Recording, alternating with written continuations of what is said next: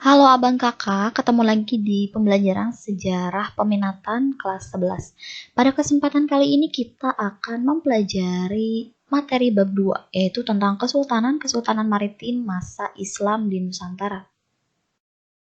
Oke abang kakak, kita akan langsung masuk ke pembahasan, tapi sebelum itu ada informasi penting harus abang kakak ketahui, yaitu dari mana sih kita tahu tentang kerajaan-kerajaan Islam, lalu kondisi Islam dan penyebarannya?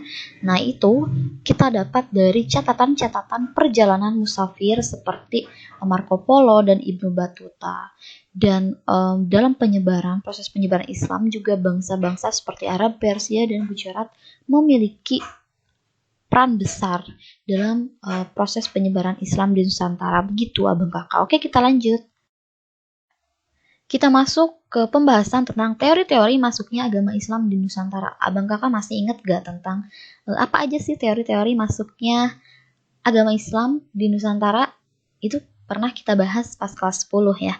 Oke, kita akan membahas kembali. Yang pertama, teori-teori tentang masuknya agama Islam di Nusantara itu adalah teori Gujarat. Teori Gujarat ini dia punya pendukungnya, yaitu ada Snodhurgronj, ada Satterheim, dan ada Fleck. Nah, menurut teori ini mengatakan bahwa Islam itu masuk abad ke-13, dibawa oleh para pedagang Islam dari Gujarat, India. Coba bang kakak masih ingat gak bukti-bukti yang mendukung teori Gujarat ini?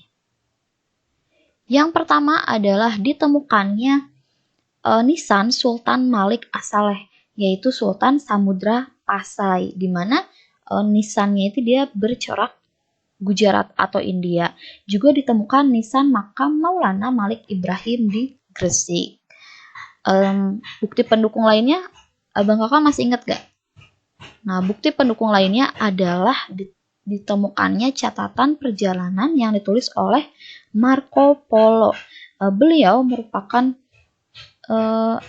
seseorang dari Venesia yang kemudian pernah singgah di Perla pada tahun 1292, dan beliau dalam catatannya mengatakan bahwa beliau mendapati banyak penduduk di Perlak itu beragama Islam. Seperti itu abang kakak. Itu teori Gujarat. Teori yang kedua adalah teori Mekah. Teori ini didukung oleh Buya Hamka dan Jesse Vandler. Menurut teori ini, Islam masuk ke Indonesia sekitar abad ke-7, dibawa oleh para pedagang Arab. Bukti dari teori Mekah itu yang pertama adalah ditemukannya pemukiman Islam di Baros, Sumatera.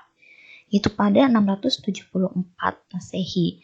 Yang kedua adalah Islam yang berkembang di Samudra Pasai itu menganut mazhab Syafi'i, sama seperti mazhab yang dianut di Mekah saat itu.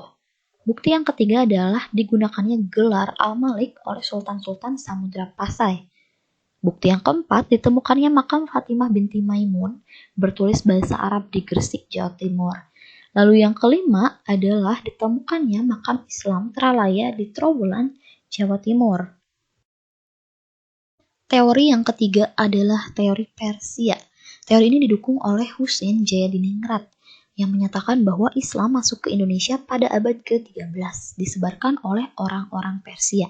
Bukti dari teori Persia yang pertama adalah adanya upacara tabut, yaitu upacara memperingati meninggalnya Husain bin Ali, cucu Nabi Muhammad SAW, yang dilaksanakan setiap tanggal 10 Muharram atau 1 Asyura.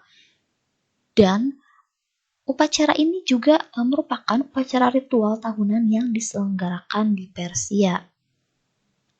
Bukti lain dari teori Persia adalah adanya kesamaan antara ajaran Sufi yang dianut Syekh Siti Jenar dengan Sufi Iran beraliran Al-Halaj. Oke abang kakak, itu tadi penjelasan tentang teori-teori masuknya Islam ke Indonesia. Nah, di antara 3 teori tadi, mana sih teori yang benar? Sebenarnya secara umum, orang menerima bahwa Islam itu sudah masuk ke Indonesia sejak abad ke-7. Dan kemudian mulai berkembang pesat itu pada abad ke-13. Baik orang-orang atau pedagang dari Arab, Gujarat, dan Persia, mereka memiliki perannya sendiri dalam menyebarkan agama Islam ke wilayah Indonesia.